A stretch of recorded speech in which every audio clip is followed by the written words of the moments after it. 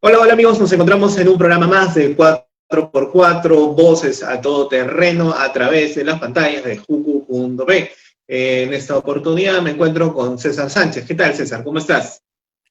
Fernando, ¿cómo estás? Buenas noches. Un saludo para todos los juqueros que nos siguen a través de la web. Y bueno, en una edición nueva de 4x4, esta vez solo de varones por esta ocasión. Sí, queremos enviarle un afectuoso saludo a Carolina y a Steph, que por motivos laborales no pueden estar acá con nosotros. De vuelta el próximo jueves. El próximo jueves tampoco no pudimos salir por un problema técnico, pero así sucede en este mundo tecnológico. La idea es que sientan que siempre estamos con nosotros, con ustedes, ¿no? Cada semana, aunque sea una vez salimos, estamos ahí con ustedes, ¿no? Pero bien, hoy hay el análisis del mensaje del presidente Martín Vizcarra, cuya conferencia de hoy estuvo basada en tres puntos principales. Lo primero es sobre esta devolución de los fondos de ONP que el Congreso aprobó hace ya una semana y cuya autora de ley quedó a disposición del Ejecutivo, pero que sin embargo hoy se pronunció y prácticamente le dijo que esa propuesta no va. Sin embargo, hizo una contrapropuesta que está muy lejano a lo que la mayoría de aportantes y exaportantes pensaban, ¿no? Que al contrario, en esto se ha reducido o se ha limitado prácticamente a que sean parte del bono universal que ya se venía entregando desde mediados de la pandemia, ¿no? Por otra parte, también tenemos el pronunciamiento del presidente, así como el ministro con respecto a lo que sucedió en la tragedia en esta discoteca Thomas Bar, ubicada en Los Olivos, y que lamentablemente cobró la vida de 13 personas, ¿no? Una posición que vamos a analizar hoy en este programa y también cómo no tocar del ex premier Vicente Ceballos, que también fue punto de agenda en esta conferencia por parte del presidente Martín Vizcarra y que causó polémica con las declaraciones de una congresista cuyas expresiones rechazamos tajantemente desde esta tribuna, no por una mediatez crítica, sino porque las cosas deben ser correctas y, digamos, en esta situación y en pleno siglo XXI no estamos para soportar o tolerar insinuaciones o indirectas racistas que más que ayudar a que seamos una mejor sociedad, lo único que hacen. ¿Qué te pareció a ti el mensaje del presidente Vizcarra hoy prácticamente en el día ya 170 del estado de emergencia nacional? Apareció de manera un poco sorpresiva, ¿no? El presidente, después de varios días de ausencia mediática, ¿no? Valga la aclaración, eh, y tras este escándalo, de alguna manera, ¿no? Que ha sido la revelación de estas cintas de video de las cámaras de seguridad del Restobar Thomas, ¿no? De Los Olivos, que dan un giro inesperado a las investigaciones que se venían realizando, ¿no? Con referencia al primer punto que señalaste de la ONP, para que vean de que no siempre tengo una posición, como dice Fernando, incendiaria con el gobierno, me parece que el mensaje que trató de decir Vizcarra, ¿no? De ahora te atiendo, ¿no? Algo así, pero no te desamparo en el futuro, ¿no? Con referente a la devolución justamente de ese dinero de la ONP. Es un mensaje conservador, pero racional, ¿no? Porque efectivamente esta situación de pandemia ha llevado a muchos a gastar sus ahorros y tocar la posible jubilación, ¿no es cierto? Estaría dejando, o posiblemente, ¿no? Posiblemente en el desamparo a una buena cantidad de la población, ¿no? Ahora bien, por otro lado, como tú lo comentaste, el Congreso ya se había mostrado a favor de esta moción, ¿no? Entonces, vamos a ver cuál va a ser el procedimiento que va a proceder a continuación. El presidente reiteró una vez más, entre comillas, tal vez su intención, ¿no? De acercarse al Congreso, ¿no? Dijo algo de trabajar juntos. Y bueno, en realidad para lo que queda del mandato, creo yo que llevar las cosas por un buen camino hacia una transición, porque estamos viviendo ya, espero, que muchos de los peruanos esperamos un periodo de transición hacia un nuevo gobierno, ¿no? Esperemos que sea eso, y llevarlo quizá de la mejor manera, ¿no?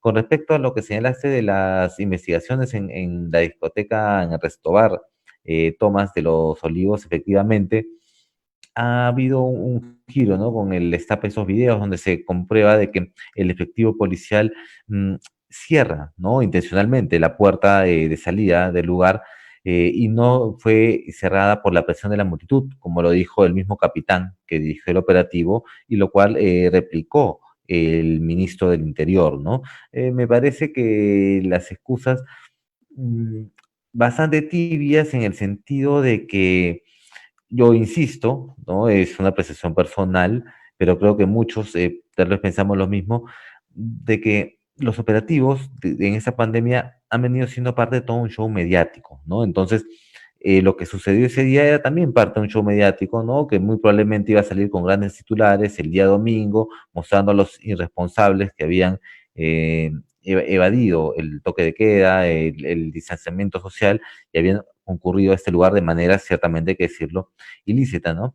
Pero hay toda una intención, ¿no? De enfocar esto de una manera y me parece que eso distrae a la policía de hacer efectivo su trabajo siguiendo los protocolos a regla, ¿no? A rajatabla, ¿no? Entonces, en este caso, ¿qué ha pasado? Ha pasado que, creo yo, lo que era de esperarse, ¿no? Se ha roto la cuerda por el lado más frágil, que en este caso que viene a ser, obviamente, los policías que han llevado a cargo el operativo, ¿no es cierto? Que finalmente ellos siguen órdenes, no me parece que ellos en sí han sido el factor preponderante de la negligencia, ¿no?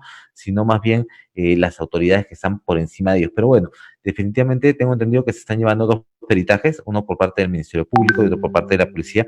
Dejemos que los peritajes se lleven a cabo, porque sin duda hay todavía algunos otros cabos por atar, ¿no? Para unir toda la secuencia de los hechos de qué es lo que llevó a que se produjese finalmente esta tragedia, ¿no? Que enlutó a 13 familias y que además de eso añadió más leña al fuego en esta polarización en la que vivimos socialmente, ¿no? Entre los que supuestamente los que se cuidan, entre comillas, y los que contagian, ¿no? Entonces, ya una sociedad bastante polarizada, con bastante ruptura social, es algo que creo que ya no necesitamos más, ¿no? Y bueno, el caso Ceballos, ¿qué te puedo decir? ¿No? Efectivamente, las declaraciones de Marta Chávez, fuera de lugar, ¿no? No es algo nuevo, una declaración fuera de lugar de Marta Chávez, definitivamente, pero por otro lado también el hecho descarado de la manera como el presidente Martín Vizcarra suele de alguna manera premiar a mucha gente de su entorno que no ha llevado una labor necesariamente destacada, ¿no? Cuando les ha tocado representar un cargo público de importancia y siempre terminan siendo derivados, ¿no? Así a puestos, ¿no? Como embajadas, consulados, en fin, ¿no? Con un buen sueldo, con un trabajo quizá no tan riguroso, sin tanta presión como la que tendrían trabajando acá como funcionarios públicos, ¿no? Entonces, eso ha sido una tónica, en realidad, ¿no? En lo que ha sido el gobierno de Vizcarra, no veo ningún motivo para que vaya a cambiar en esos últimos meses que le queda de mandato, ¿no? Así que simplemente esperar, Fernando, los daños que se puedan suceder en estos meses, porque la verdad yo no tengo ya, no creo que el gobierno vaya a construir, ¿no? Esperemos que no destruya ya lo que queda del país, no sean tantos para poder empezar, ¿no? De cara a un bicentenario, quizás no con la celebración, Fernando, que nos hubiera gustado tener, ¿no? Creo que eso está claro, no va a haber esa celebración de espíritu festivo, pero sí que pueda marcar por lo menos el primer peldaño de un resurgimiento, ¿no? Del Perú como nación, ¿no? Creo yo que para la situación en la que estamos sería una manera aceptable de recibir un bicentenario. Sí, efectivamente, ¿no? Con todas las cosas que se están dando, lo que vamos a nosotros es a marcar un hito, digamos, en primero la lucha contra la corrupción. Eso es algo que ha resaltado, digamos, en esta pandemia que nos ha reafirmado que el peor virus tiene corrupción. ¿no? Empezar a deslindar por esa parte de cara a las próximas elecciones. Es una etapa, va a ser un proceso muy importante. Creo que va a ser una de las elecciones más importantes que va a tener nuestro país, ¿no? Porque estamos hablando de que lo que pasó en el primer gobierno de Alan García, que dejó el país en caos, y que luego, bueno, se eligió a Alberto Fujimori, y bueno, y vino todo este tema de presión económica, este tema del cierre del Congreso, y que trajo, bueno, hay que reconocer en cierta parte que durante el gobierno de Alberto Fujimori o nos íbamos en picada o nos íbamos para arriba, ¿no? Luego de otros periodos más se dio de la misma forma y el Perú fue ascendiendo, ¿no? A pesar de estos casos de corrupción que se han dado en todos los gobiernos, ¿no? Pero creo que este proceso de elección que vamos a celebrar el próximo año es el más importante. La gente nos está agarrando, nos va a agarrar casi sin armas, sin balas, y necesitamos no un presidente, sino necesitamos un equipo de trabajo, un equipo de gobierno que pueda hacer las cosas bien. No se piden maravillas, piden cosas que a corto plazo se puedan resolver, ¿no? Porque sabemos que los problemas del país no se resuelven en un mes, en 2 meses, o sea, tiene todo un proceso porque no solamente depende de nuestras autoridades, sino también depende de la ciudadanía. Muchas fallas que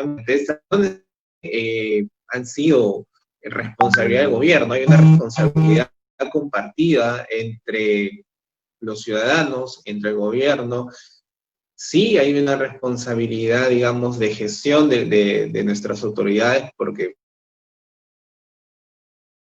son ellos quienes te dicen entre o sales o no sales, ¿no? Y deben tomar las medidas de soporte para poder, um, para que esta cuarentena hubiera sido un éxito, ¿no?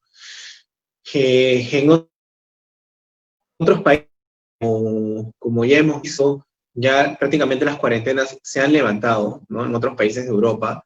Y hay algo que estábamos conversando la vez pasada y que iba a ser un punto de agenda si no fuera por el análisis del mensaje presidencial que se ha dado hoy, y era sobre la tasa de mortalidad, estrategia ya no tanto de cuarentena estricta, sino a sumar esfuerzos en cuanto al sistema de salud, ¿no? Para tener un tratamiento oportuno del coronavirus y así poder reducir la tasa de mortalidad. Es lo que se ha venido dando en otros países como en Europa, ¿no? Es por eso que ellos, de una otra forma, han ido neutralizando, no en su totalidad, pero sí el coronavirus, porque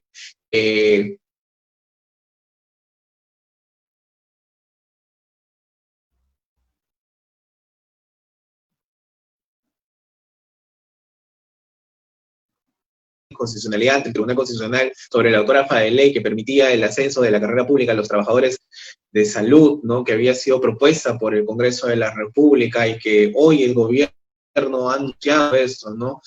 En cuanto a salud, sobre todo porque se mantiene de los mismos afiliados, no hay, el Tesoro Público no es el que respalda este sistema de salud. Creo que ahí lo más importante, porque yo sí creo que los trabajadores de salud, estoy convencido que deben tener mejoras salariales, mejoras laborales en sí, sus derechos laborales deben ser respetado, apoyado sobre todo, ¿no? Porque una de las falencias que hemos tenido en esta pandemia es que sí, hay médicos que no tienen pago, médicos que no tienen contratos, que han estado tercerizados y cuando se han enfermado prácticamente han quedado al abandono y son las personas que han estado en primera línea luchando para que a las personas que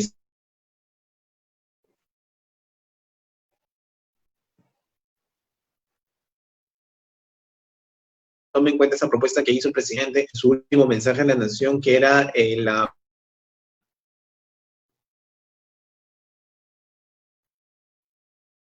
entregue este gobierno, si queremos tener más que una celebración de un bicentenario, empezar estos 200 años de una manera digna, ¿no? Es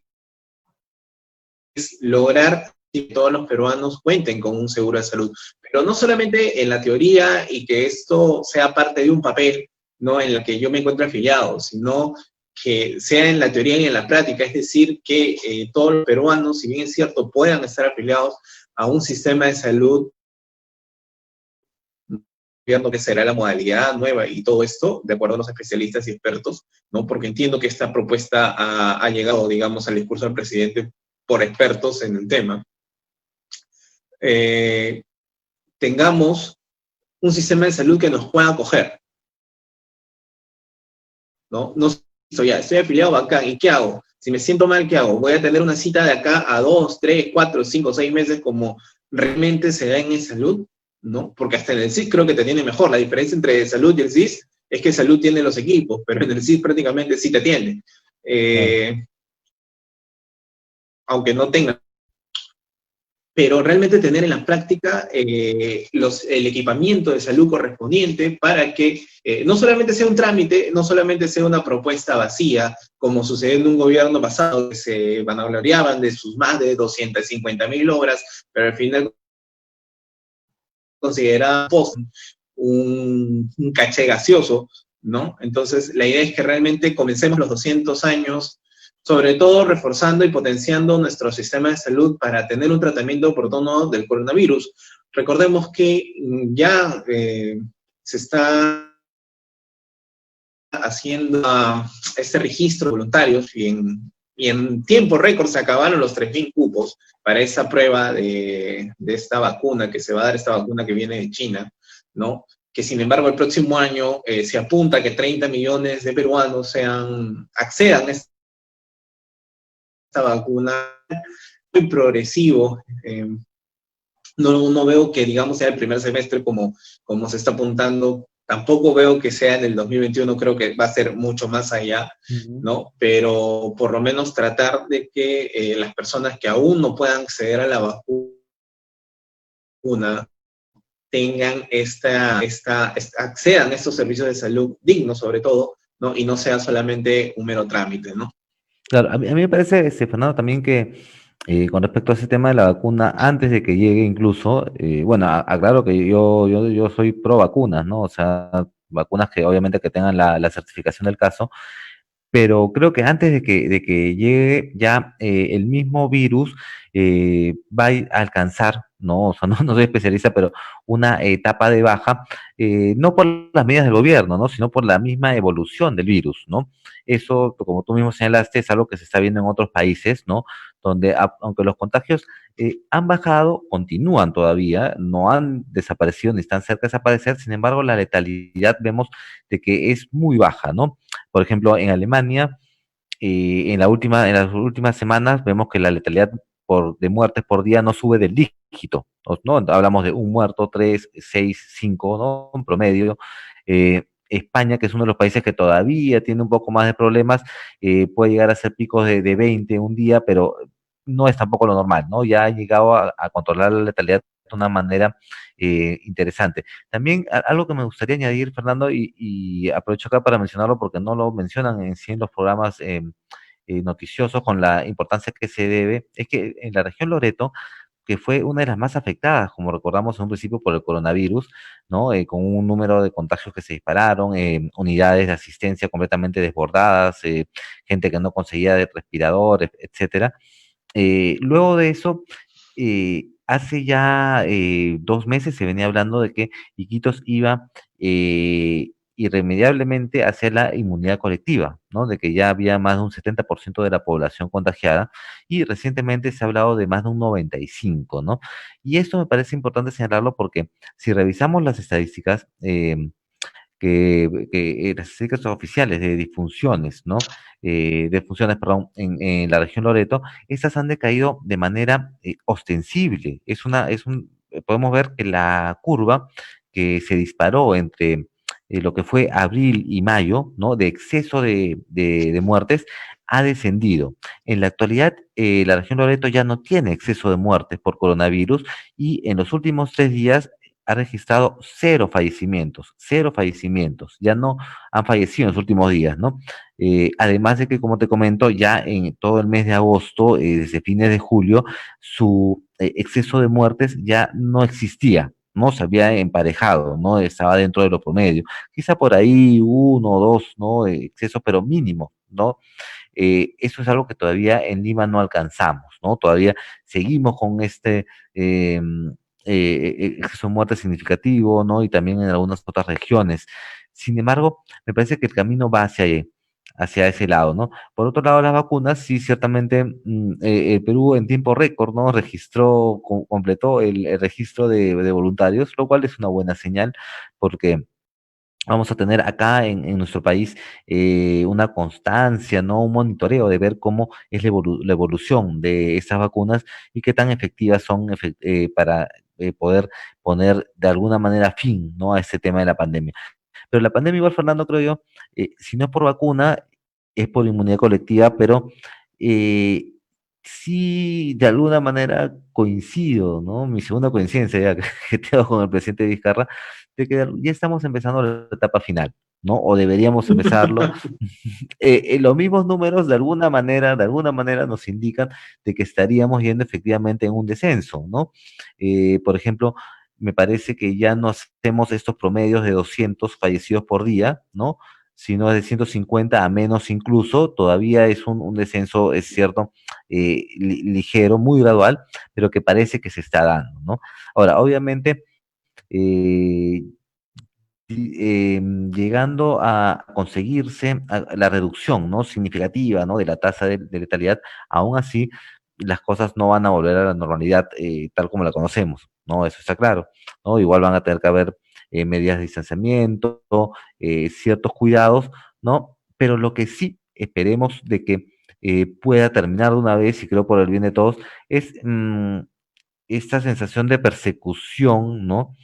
En parte necesaria, en parte no, también, ¿no? En parte exagerada, desproporcionada a la población, ¿no? Entonces, de ya no, de que la gente misma empiece a manejar también su inmunidad, digámoslo así, ¿no? Va a llegar un punto, según eso lo que revelan los estudios en Europa, en que las personas vulnerables deben estar, esto ya debe ser algo sobreentendido, bajo protección, ¿no? No deben estar en contacto con posibles agentes que le transmitan el virus, etcétera. Pero el resto de personas, las personas entre comillas sanas, van a tener que hacer su vida prácticamente con normalidad, ¿no? En los Estados Unidos salió un dato muy interesante.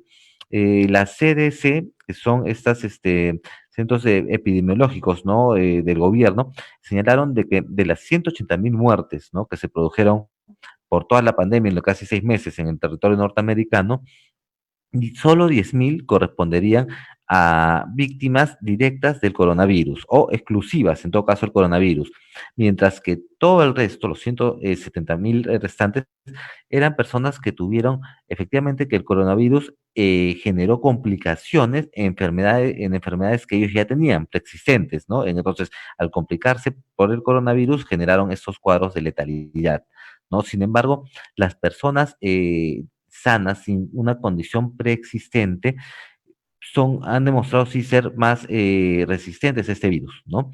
Entonces, en base a eso, esperemos que exista una estrategia, al menos en estos meses que quedan, ¿no? De fin de año, para ver cómo se conduce esta etapa de la pandemia. Si es cierto que el gobierno mismo dijo, ¿no? Que estamos entrando iniciando recién, ¿no? La etapa final de la pandemia, tiene que haber también una forma de guiarla, ¿no? Porque definitivamente tampoco, como te comenté, no vamos a volver a la normalidad tal cual, ¿no? Pero por otro lado, sí tenemos ya que eh, acabar con esta desconfianza, este control, porque no nos permite avanzar, lamentablemente, Fernando, ¿no? Creo que en eso estamos de acuerdo, ¿no? Puede haber sido muy necesario en su momento, pero no nos permite avanzar, ¿no? Estando encerrados, estando en una situación de desconfianza permanentemente, con el prójimo, no podemos avanzar como país y este 2021 tiene que ser un año de recuperación, ¿no?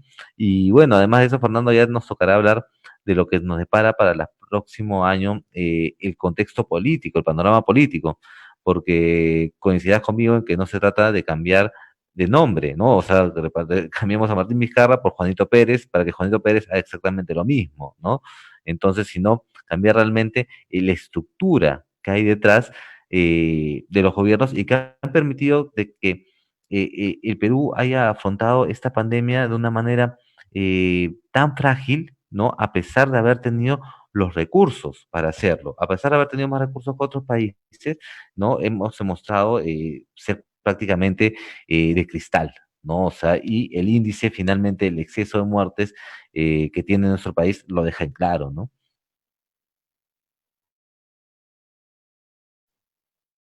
Pues no, esa es la idea, que las medidas prácticamente de soporte ya nos permitan no hacer nuestra vida de antes, pero sí empezar esta nueva normalidad de manera real en el inicio del fin de la pandemia, ¿no? Para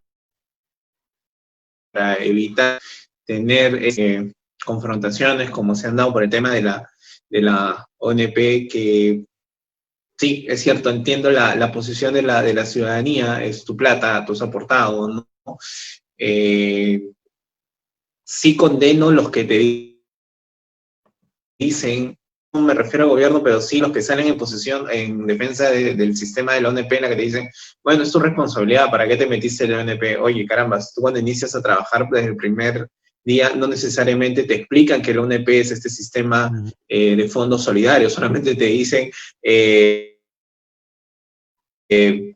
nada más, ¿no? Entonces uno es el Estado, otro es el privado, ¿no? Generalmente la mayoría de jóvenes no se informan más allá y de una otra forma ha sido bueno que salten estas cosas hoy en día porque prácticamente ya a partir de este momento quien no se informe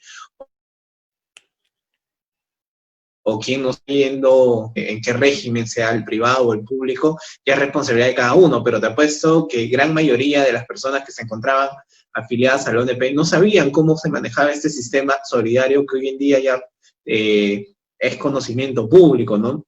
Es Mm. cierto, no tiene un tesoro. El tesoro público no es un barril sin fondo donde se pueda estar sacando, como sea, dinero, respaldo económico para poder respaldar, ¿no? Valga la redundancia, estas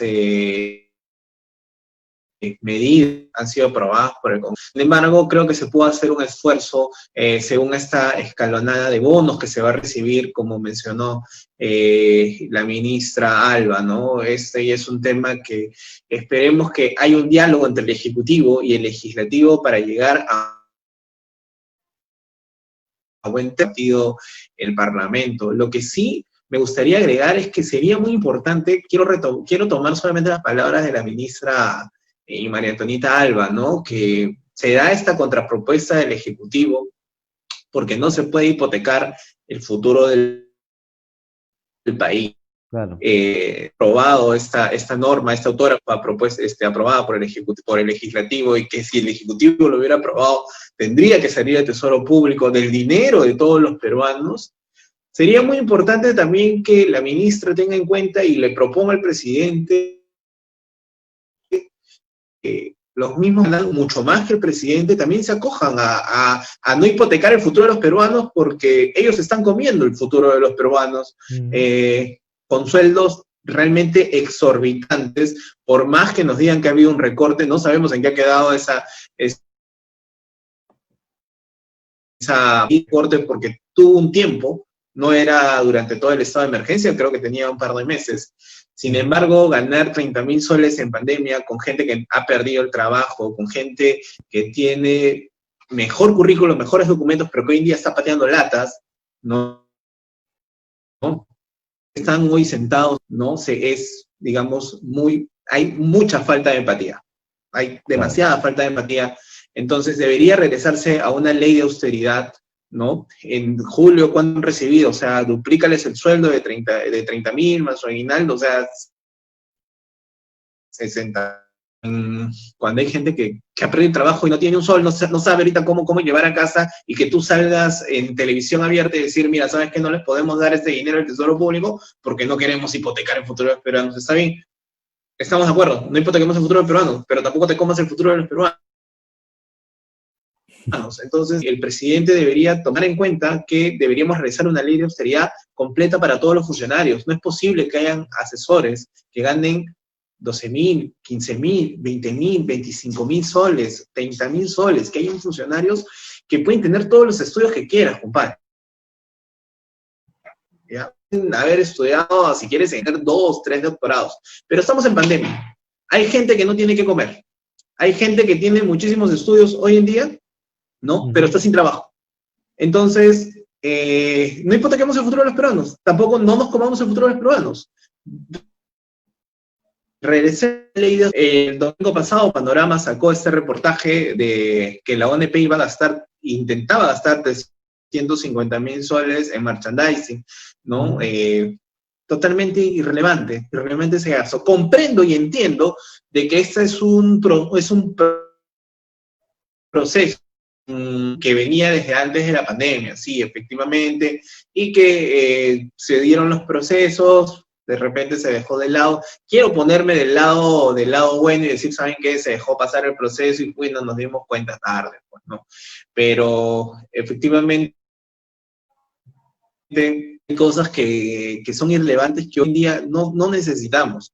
Necesitamos que todos nos pongamos la mano al pecho. Así como el gobierno le pide a los ciudadanos que sean comprensibles, que se pongan la mano al pecho, creo que también, ¿no? El gobierno debe saber ese gesto y no solamente decir, nos estamos recortando el 10%, el 12%, el 30%. Hay que mojarnos todos, una ley de austeridad. O sea, ahorita en pandemia, ganar 12.000, 15.000 soles, oye, carambas, es una cachetada al desempleo, a la pobreza y a la crisis económica que estamos viviendo todos, y no puede salir en televisión abierta, hipotecar el futuro de los peruanos gastando el tesoro público. Entonces, no hay que comernos tampoco el futuro ni de todos los peruanos con el tesoro público. Me gustaría también aclarar lo que mencionó la ministra con respecto a Reactiva. Que es cierto que todas estas medidas que se están dando, el bono universal, y si de haberse aprobado ese tema de la ONP también se hubiera dado con el Tesoro Público, se hubieran hecho uso de estos recursos, ¿no? Quiso deslindar con el tema de Reactiva, que ni un solo sol para Reactiva, porque no es un dinero que el Estado le haya dado a las empresas, sino que es un dinero que los bancos, que el sector privado le ha prestado a las empresas, a las MIPES, a las macroempresas, a las grandes empresas, a las micro, ¿no? A través de estos programas, no solamente de Reactiva, ¿no? Pero, y que efectivamente el Estado no ha gastado ni un sol en ello, ¿no? Aún, porque es un garante. Entonces, si a las empresas el día de mañana, cuando ya se tengan que hacer efectivo los cobros correspondientes, digan, oye, caramba, ya, ¿no? Porque tienen un periodo de gracia para devolver. Si las empresas no pagan, ¿quién lo va a hacer? Lo va a hacer el Estado, efectivamente. La ciudadanía tiene en cierta parte razón para poder hacer el reclamo, y recordemos la viveza. O sea, hay empresas grandes que han accedido a estos préstamos y que han demostrado a lo largo de los años un comportamiento de evasión de impuestos o acumulación de impuestos, y el Estado les tiene que hacer juicio tras juicio para que puedan devolver. Oye, mira Telefónica cuántos millones de soles le debe el Estado. Hasta nuestros clubes favoritos son deudores. No, el tuyo sí. Son deudores de la SUNAT. O sea, ninguna de estas empresas grandes o asociaciones o clubes o como quieran llamarlo se salva de esto. Entonces, y en esta situación de crisis económica, ¿tú crees que no van a querer usar distintas artimañas o todas las artimañas? O si, ¿quién va a tener que pagar pato? El Estado no va a pagar pato, van a pagar los peruanos. Como dijo la ministra, los impuestos de los 30 millones de peruanos. Esos son los que van a pagar pato. Entonces, por eso repito, vayamos a una ley de autoridad donde todos los funcionarios, los altos funcionarios, se recorten los sueldos. Presidente Vizcarra, toma esa decisión, se metería un golazo, y no solo para la popularidad, sino para el bien del país. O sea, hay que darle un mensaje a los ciudadanos, hay que tener gestos políticos, con la gente, ¿no? Para que ellos empiecen a decir, oye, caramba, ya, es un gobierno que puede haber tenido sus errores como cualquier otro gobierno. Las cosas bien, está empezando a ser empático con los ciudadanos. No se hizo hace un momento, lo podemos hacer ahora, pero hay que ser empáticos, realmente, ¿no? Y hablando de empatía, para darte el pase ya para ir finalizando, yo sí, por ejemplo, quería hablar sobre estrategia publicitaria del COVID no mata solo. Me parece que dentro de todas las herramientas de comunicación que ha usado el Ejecutivo para poder hacerle entender a la población, creo que ya llegó a su límite. A mí me parece, no sé si el mensaje es el adecuado, pero creo que es el mensaje con el que ya teníamos que hablar sí o sí. Creo que es un mensaje duro. No creo que no creo que le falte empatía, sino creo que debe ser un mensaje que te lleve a la reflexión. O sea, ya no sabemos de qué forma le puedes hablar a la gente para que pueda entender. Ahí sí, seguro me vas a decir otra vez, el gobierno le echa la culpa a los ciudadanos. No es que tanto le eche la culpa, a mi entender, sino que creo que estas palabras que se usan, que pueden ser muy duras, como uno que le diga a tus abuelos, pregúntales dónde quieres que guarden tus cenizas. Efectivamente, pregúntales dónde vas a guardar las cenizas.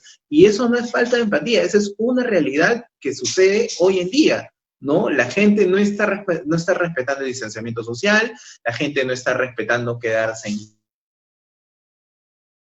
casa encerrado, sino quedarte en tu casa y no ir a fregar a tus abuelos, a tu papá, si viene en otro lado, porque tú no sabes si puedes ser portador de este maldito virus que ha cobrado la vida de muchísimas personas hoy en día. Entonces, hay un montón de gente de opinólogos, que ha salido a criticar al gobierno con respecto a esta campaña de comunicación, que para mí no es mala, ¿no? Yo creo que ya no hay otra forma como hablarle a la gente. O sea, yo creo que el gobierno ya, en este caso, se ha puesto, pisó tierra. Dijo, bueno, vamos a hablarte como debería, o sea, como deben ser las cosas, ¿no? O sea, con palabras fuertes, sin llegar, digamos, tampoco al exceso, ¿no? Pero no hay otra forma. No sé qué después, no sé si la gente no entiende, como dijo el presidente, en 2 semanas se van a ver los resultados de esta campaña de comunicación. Y creo que si no sé con qué más va a entender, ¿no? Ya ahí sí ya tendríamos que aplicar mano dura, ¿no? Porque ahora, o sea, si traemos a la tragedia de Los Olivos, ¿no? O sea, en efecto, yo no es que esté a favor de los policías, respeto a la institucionalidad, ¿no? De la Policía Nacional del Perú, dice que los policías son correctos, ¿no? Pero en una intervención tú no puedes, si bien es cierto, puedes seguir unos protocolos, por lo que se ve en el video, y rechazo tajantemente esta contracampaña que han tenido los medios de comunicación grandes en exacerbar y darme otro que sale en el que el policía cierra la puerta y esto, como echándole primero la culpa a la gente, luego victimizas a la gente y encontramos otro culpable que es la policía, porque al final quienes consumen los medios de comunicación no es el gobierno, es la población, no es la población que se mantiene idiotizada con esos programas basura como Esto es Guerra, y estos no que hacen es hacernos más brutos, ¿no? Pero creo que hay bastante responsabilidad de los medios de comunicación que en estos días que han tratado de hacer show y mofa y solamente sacar rédito de este video. O sea, realmente en el video se ve muy claro que un policía que efectivamente está en la puerta y la junta, ya, vamos a poner que la cierra, pero en ese momento tú no te vas a imaginar, o sea, que van a salir las 100%, las 100 personas, porque en el momento que el policía está juntando o cerrando la puerta, como quieran tomarlo, está saliendo en orden, o sea, no creo que el policía, si hubiera visto que en ese momento la trifulca o el cargamontón de gente hubiera salido un inicio, no creo que le hubiera cerrado la puerta, al contrario, lo hubiera abierto ahí mismo porque estaría exponiendo el mismo su vida en ese momento, ¿no? En un primer momento la gente empezó a salir en realidad quienes son los verdaderos asesinos, son esos requisitoriados que salieron corriendo, ¿no? Y que aplastaron a estas 13 personas, a estas 12 mujeres, a esta persona. Esos son los verdaderos asesinos de esta tragedia y a quienes se debe perseguir. Efectivamente, también hay unas responsabilidades, porque se puede decir, oye, no debió cerrar la puerta, debió... En ese momento, ¿quién poner a pensar si estás viendo que la gente está saliendo en orden?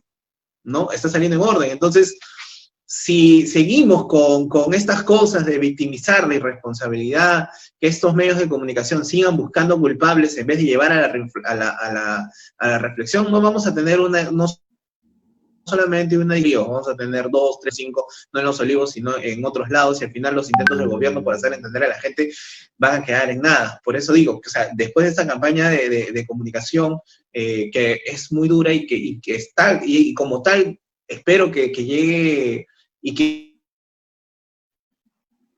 cale más nos espera después de eso. O sea, realmente ya llegar a extremos más estrictos, vamos a ponerlo así. O sea, en un primer momento cuando pasó lo de, no recuerdo el nombre del capitán del ejército, el teniente, Cueva. No recuerdo, pero que se hizo una contracampaña, porque había encontrado a un chico y yo estoy, perdón, Cueva, el capitán Cueva, estoy totalmente en contra del abuso y del maltrato, ¿no? Pero nadie sabe en qué condiciones lo encontró, o sea, la formación de un militar es distinto y entiendo la frustración de esa persona que ha sido, de acuerdo a su formación militar, oye, decirle las cosas son así, estrictas, oye, y ver que ante esta pandemia, ante esta situación, esta propagación del virus, hay irresponsables, pues hayan usado la fuerza bruta. No la justifico en ningún extremo, pero sí, puede haber una, y se también entiendo la posición de este chico que ha estado ahí, o sea, no es parte de un sistema de educación pues que ha estado ausente, y eso lo trasladamos también a lo que pasa en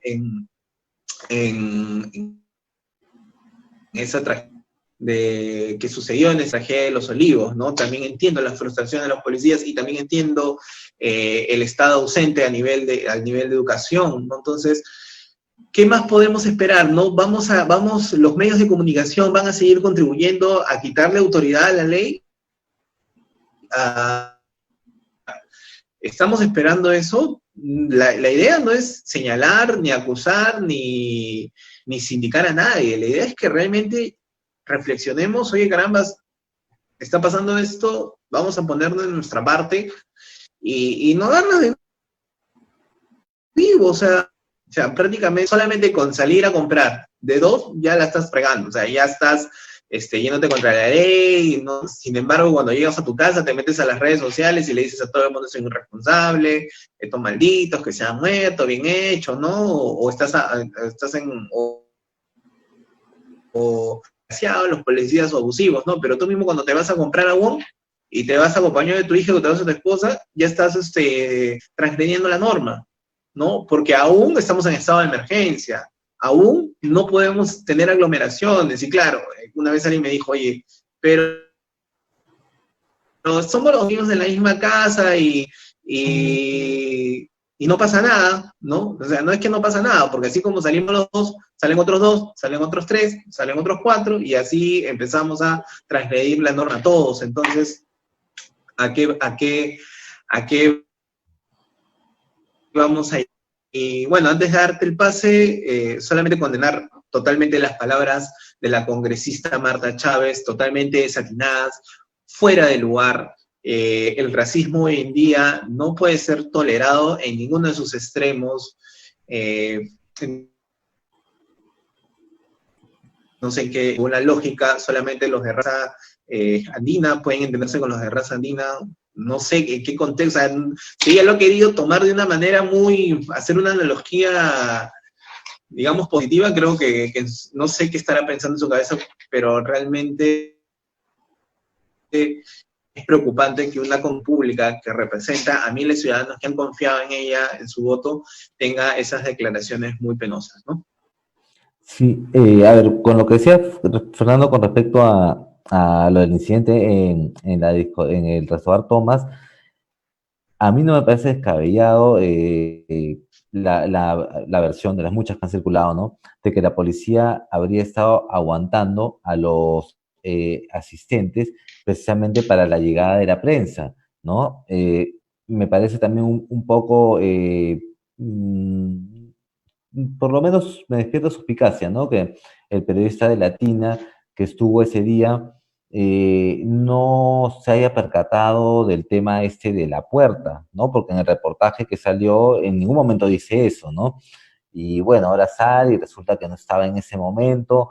Me parece un poco extraño que haya pasado una semana y él habiendo estado in situ, por lo menos no haya escuchado entre la mismo personal policial cómo fue originalmente. Entonces, dejo ese tema ahí porque es cierto, es una especulación, no se puede demostrar, pero los que hemos trabajado en prensa sabemos que las coordinaciones para operativos, para los fanpays y determinadas cosas entre policía y prensa, entre artistas y prensa, por ejemplo, entre futbolistas y prensa, no es nada del otro mundo, ¿no? O sea, sea todo el tiempo, ¿no? Entonces, en fin, no voy a especular más porque no tenemos los indicios, pero no me parece nada descabellado que el policía haya estado de alguna manera pensando, ¿no? En la cobertura mediática más que en realizar el operativo. Y eso sí me parece peligroso, ¿no? Porque eso se puede aplicar en cualquier circunstancia, ¿no?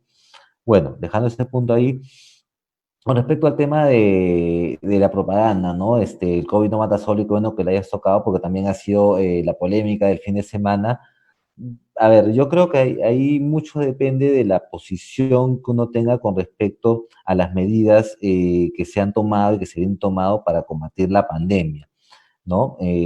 Si, por ejemplo, claro, si se considera de que la medida más adecuada, la medida idónea es la de evitar el contagio, no a toda costa, sí, definitivamente puede tener algún tipo, digamos, de coherencia, ¿no? De apelar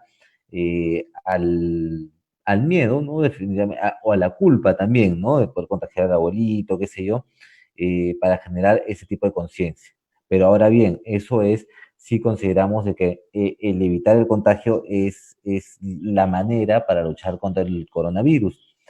Yo la verdad yo no pienso de esa forma y lo cierto es que hay versiones también médicas que cuestionan también, por ejemplo, los confinamientos, ¿no? Mucho se tiende a decir de que solamente la ciencia es la que, por ejemplo, promueve cierto tipo de cuidados y no otros, ¿no? Si hablamos de un punto de vista amplio, hay especialistas que han señalado, por ejemplo, que las mascarillas no son útiles concretamente para el tema del coronavirus, ¿no? Porque el virus es muy pequeño. Ahora, no estoy de ninguna manera acá promocionando, incentivando que no se usen las mascarillas, ¿no? Todo lo contrario, pero lo que voy es que la ciencia es muy amplia, entonces hay diferentes posturas, ¿no?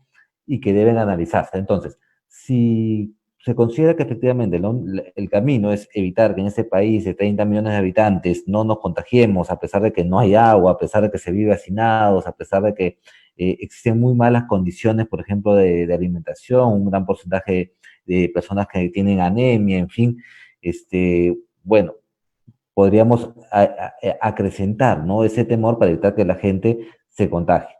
Sin embargo, yo soy de los que considero de que el virus tiene un desarrollo, un ciclo, y que a ese ciclo en realidad le importa un poco o nada de las medidas que tomen los ciudadanos o el gobierno. Es decir, si la gente se confina, eh, se reduce, quizás se contiene un poco la velocidad de la propagación, pero no se detiene la propagación, ¿no? Entonces, tenemos de que el problema se extiende, ¿no? Como te comentaba un poco, me parece interesante el caso de Loreto, la región Loreto, en el que aparentemente, no es algo 100% confirmado, pero hay muchos indicios para pensar de que se ha generado una inmunidad colectiva y por eso la letalidad ha descendido de manera notoria, ¿no? Igualmente ha pasado en Suecia, ¿no? Y en otros países. Entonces, si hacemos, yo diría esto, Fernando, ¿no? Una balanza, ¿no?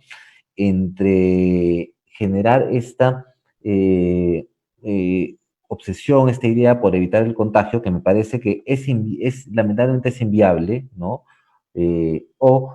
Y por otro lado, generar esta confrontación, este trauma entre peruanos, ¿no? Yo diría que evitar el trauma, evitar la confrontación, ¿no? La verdad, em, puede ser un poco duro, Fernando, pero en todas las épocas también que han habido situaciones duras, por ejemplo, guerras, ¿no? Las guerras mundiales, la misma pandemia de 1918, ¿no? La gripe española.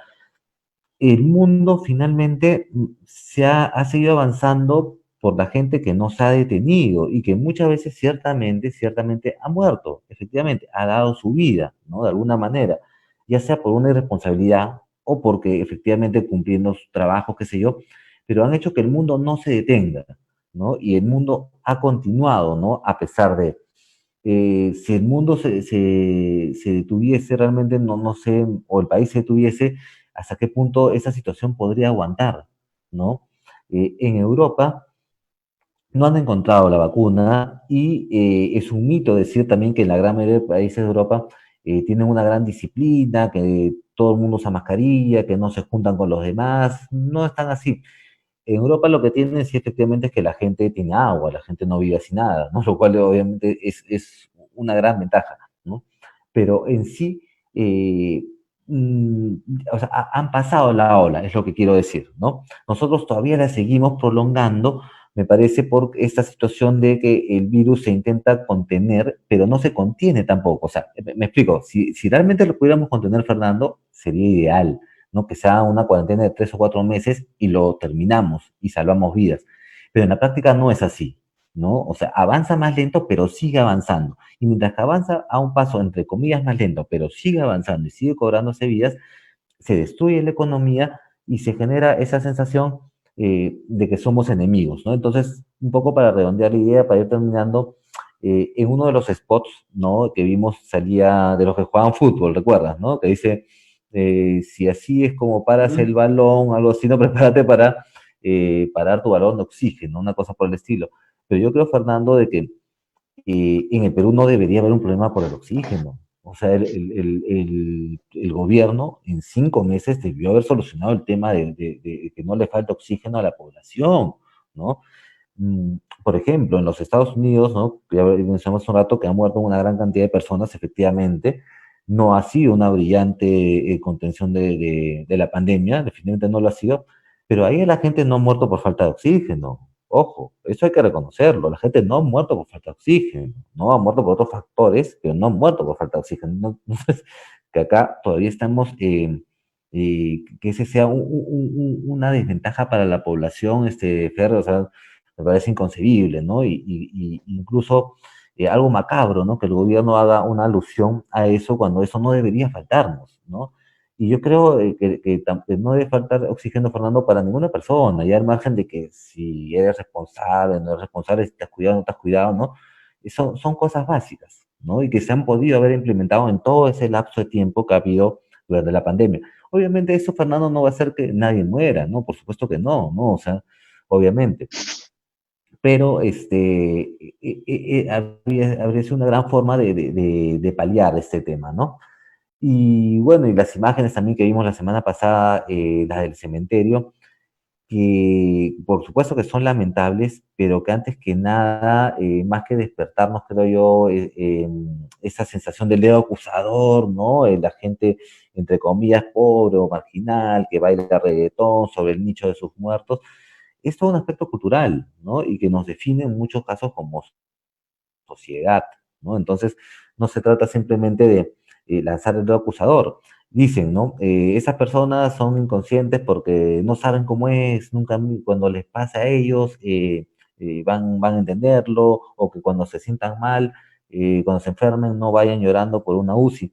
Yo creo, Fernando, que mucha gente que estaba en ese entierro ha perdido ya un familiar por COVID, ¿no? O por lo menos han visto a alguien morir, a un vecino, a alguien muy cercano, morir por COVID. Y además, si me voy más lejos, estoy seguro que deben haber visto personas morir, morir todos los días por temas de delincuencia y por el tema mismo de la pobreza que ha generado o que ha acrecentado la pandemia. Entonces, La decirle a muerte esas es algo habitual personas, ya en su vida, me están diciendo. efectivamente, y eso es lo triste, y eso es lo triste, es algo habitual, efectivamente. No es, Fernando, que no entiendan, o sea, sí entienden, no les importa. que es diferente, ¿no? Y eso es lo lamentable, ¿no?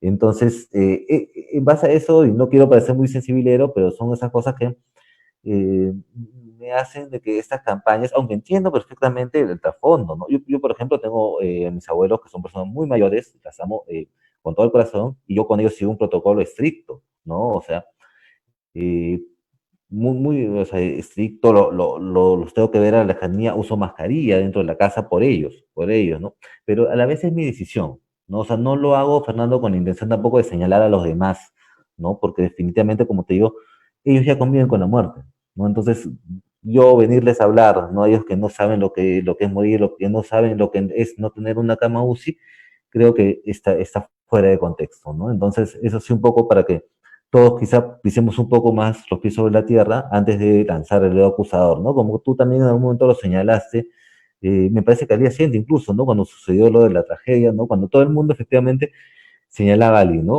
O a los asistentes, o a la policía, o al gobierno, ¿no? Efectivamente, ¿no? Y todo era eso, ¿no? Sin ponernos un poco la mano al pecho y saber sobre qué estamos parados y de qué estamos hechos, ¿no? Claro, sí, o sea, ¿cómo, o sea, no he tenido oportunidades de estudio, mis oportunidades laborales son nulas porque no me he podido capacitar.